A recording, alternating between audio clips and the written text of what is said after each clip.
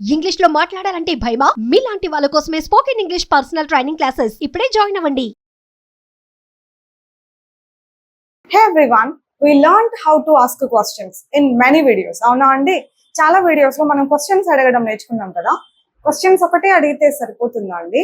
ఎవరైనా మనల్ని క్వశ్చన్ అడిగితే మనం ఆన్సర్ చెప్పొద్దా? అప్పుడు నేర్చుకోవాలి కదా ఆన్సర్స్ కూడా. సరే నేర్చుకుందాం. ఇది question, what did they tell you? వాళ్ళు నీకు ఏం చెప్పారు అని. ఇలా ఎవరైనా మనల్ని క్వశ్చన్ అడిగారు అనుకోండి, మీకు విషయం తెలుసా, క్వశ్చన్ ఇప్పుడు వాళ్ళు నీకు ఏం చెప్పారు అని అడగాలంటే ఇలా అడిగితే సరిపోతుంది, కానీ ఆన్సర్ దీనికి ఇట్లనే ఉంటుందని పర్టికులర్ గా ఉండదు. ఎందుకంటే కొన్ని వందల సిచ్యువేషన్స్ లలో మనం కొన్ని వందల సెంటెన్సెస్ ఫామ్ చేయాల్సి వస్తుంది. అవునా? ఇప్పుడు ఒక చిన్న ఎగ్జాంపుల్ చెప్పాలంటే, what did they tell you, right? ఏం చెప్పారు వాళ్ళు నీకు? నాకు వెయిట్ చేయమని చెప్పారు, నాకు డ్రాప్ చేయమని చెప్పారు, ఇంటర్వ్యూ మిస్ అవ్వద్దని చెప్పారు, బాగా పర్ఫామ్ చేయమని చెప్పారు, సబ్మిట్ చేయమని చెప్పారు, లేట్ చేయొద్దని చెప్పారు. ఇలా చూసారా, ఇట్లా నోటికే ఒక 10-15 చెప్పేయచ్చు. అంటే అన్ని సిచ్యువేషన్స్ లలో మనం చెప్పాల్సి వస్తుంది, మాట్లాడాల్సి వస్తుంది అనమాట. కొన్ని నేర్చుకుందాం. కొన్ని ఫిక్స్డ్ ప్యాటర్న్స్ ఉంటాయి కదా, అట్లాంటి ప్యాటర్న్స్ నేర్చుకుంటే మనకు హెల్ప్ అవుతుంది. ఒకటి, ఎవరైనా మనకు ఏ పని అయినా చేయమని చెప్పారు అనుకోండి, ఓకే, వాళ్ళు నాకు ఇది చేయమని చెప్పారు అని చెప్పాలంటే మనం టు ని యూజ్ చేసి కనెక్ట్ చేయాల్సి ఉంటుంది. ఎలా అంటే, సింపుల్ ఎగ్జాంపుల్, వాళ్ళు నాకు డ్రాప్ చేయని చెప్పారు అనుకోండి. They told me to drop them. They told me drop them అని ఉండదు, దే టోల్డ్ మీ డ్రాప్ అని ఉండదు. ఖచ్చితంగా ఈ టు ఉంది తీరాలి, ఓకేనా? They told me to drop them. కొంచెం సేపు వెయిట్ చేయని చెప్పారు అనుకోండి, నాకు కొంచెం సేపు వెయిట్ చేయమని చెప్పారు వాళ్ళు నాకు. They told me to wait.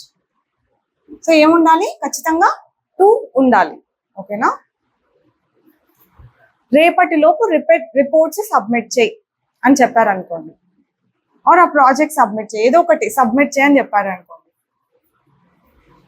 They told మీ ఏముండాలి? టు సబ్మిట్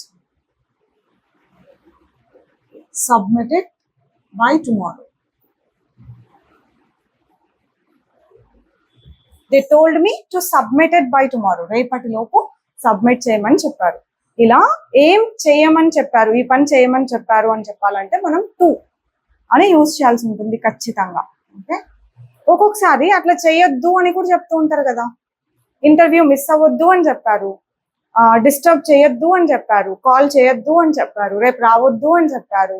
ఇలా ఒక పని చేయొద్దని చెప్పారు అన్నప్పుడు నాట్ టు అని చెప్పాల్సి ఉంటుంది. బేసికలీ వాళ్ళు మనకు డోంట్ అని చెప్పుకుంటారు.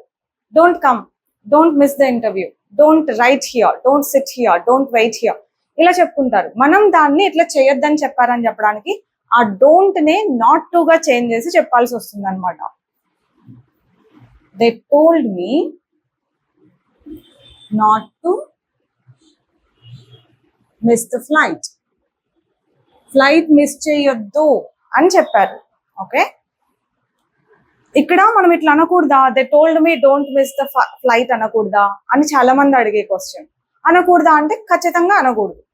మీరు తప్పులు చేయాలనుకుంటే అనొచ్చు, మామూలుగా కరెక్ట్ గా మాట్లాడాలనుకుంటే అనకూడదు. రీజన్స్ నన్ను అడగకూడదు, ఓకేనా? నెగ్లెక్ట్ చేయొద్దు అని చెప్పారు. They told me not to neglect.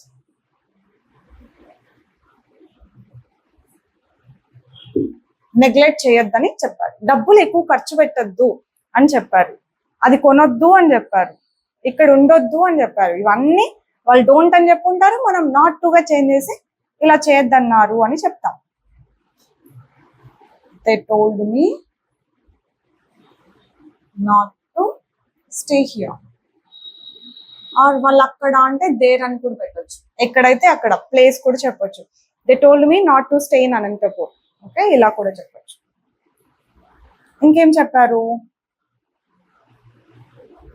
They told me not to eat food there.